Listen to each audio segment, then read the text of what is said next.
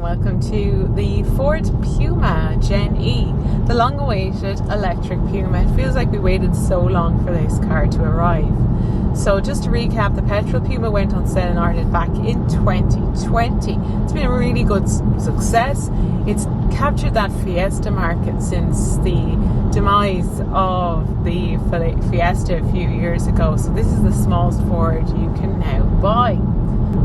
This goes on sale from just under €33,000 for the Select, or from about €35,700 for the Premium, like what I'm driving here. But they're pretty well matched on price to the petrol Puma. So your choice is whether you're going to stay petrol or you're going to give the electric Puma a try.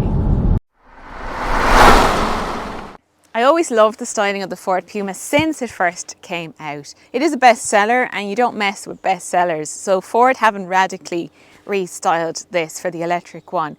It does get more aerodynamically styled bumpers, and if you go for this electric one, there's also this closed grille plate as well.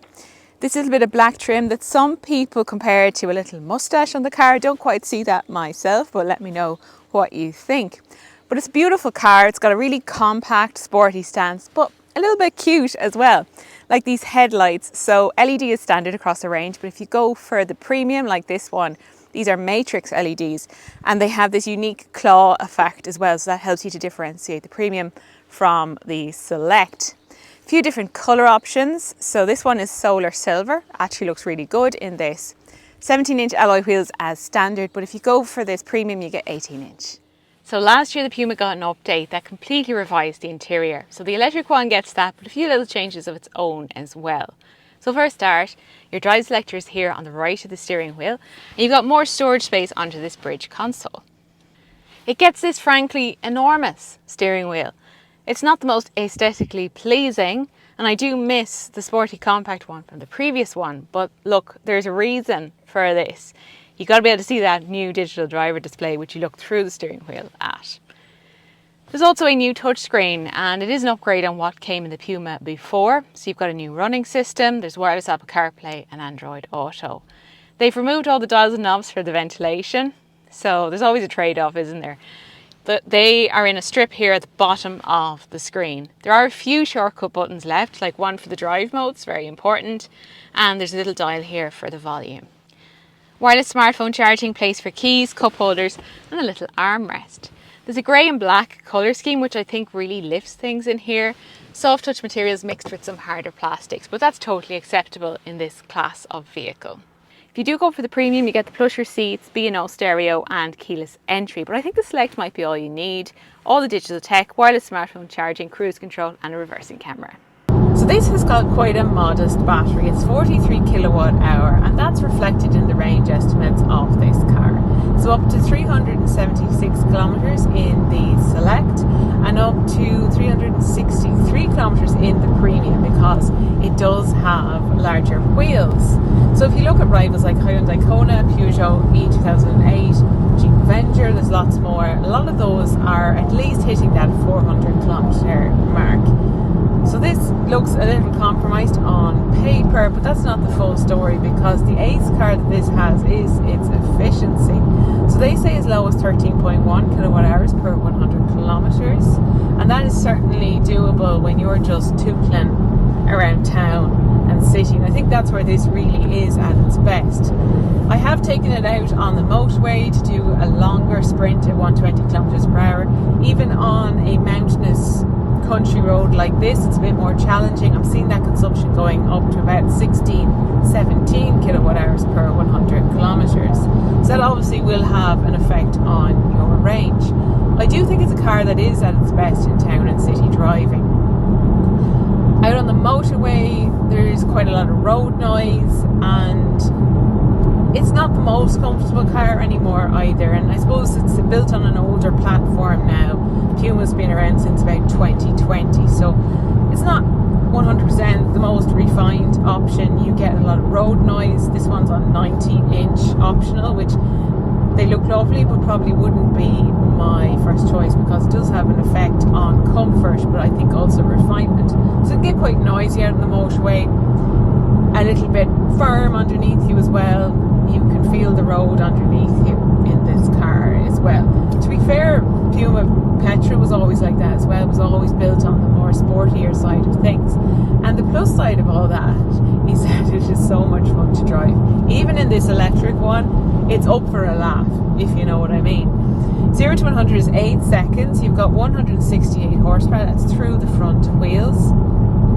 You've got drive modes: normal, eco, sport and slippery.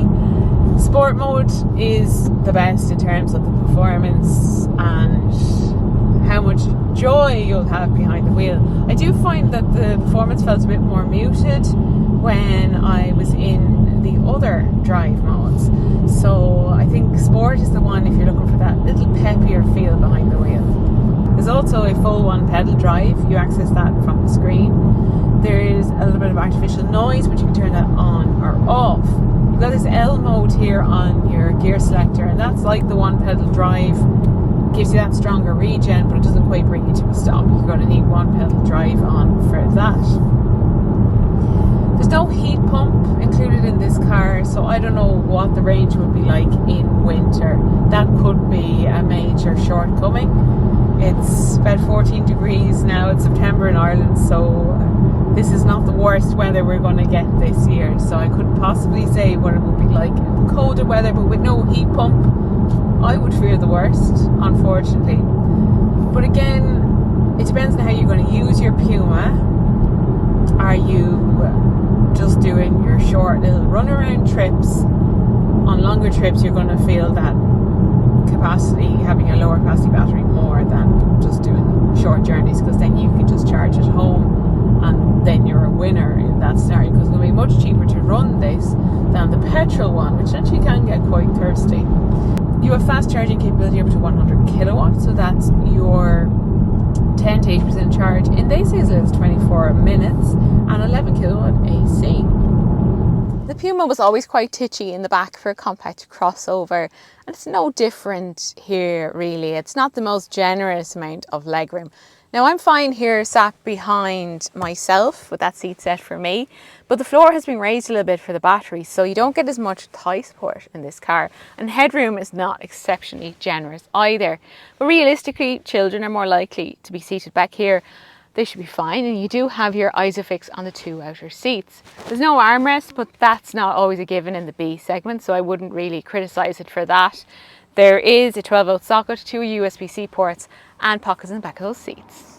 Because this is the electric one, it has Puma spelled out in white. Now you get a power tailgate as standard on the premium one, like this, and you get a good space here, right? So that looks good. You can also let down those rear seats. But the secret sauce with the Puma's boot is that the mega box has turned into the gigabox. So you get all this extra space under the boot floor. It even has a plug hole, so you could actually wash this out. Now I posted a short video of this on my social media when I was at the launch of this car. I was very impressed with it. But one of my clever followers was like, what about the spare wheel? There's no spare wheel, guys, but you've got a gigantic gigabox. The Puma Gen-E is probably going to be of most interest to people who already own a Puma, because I think if you don't, you probably will be put off by that modest range. Whereas if you love the Puma for its cool styling and its ginormous boot and how fun it is to drive, then it will be an easier shift into this. But do bear in mind that it's really more of an urban runaround style of car than, I would say, long distance motorway driver. So that's all from the cabin of the Ford Puma Gen-E. You can read more over on changinglanes.ie, and I left a link in the description below the video. So thanks for watching, and I'll see you soon.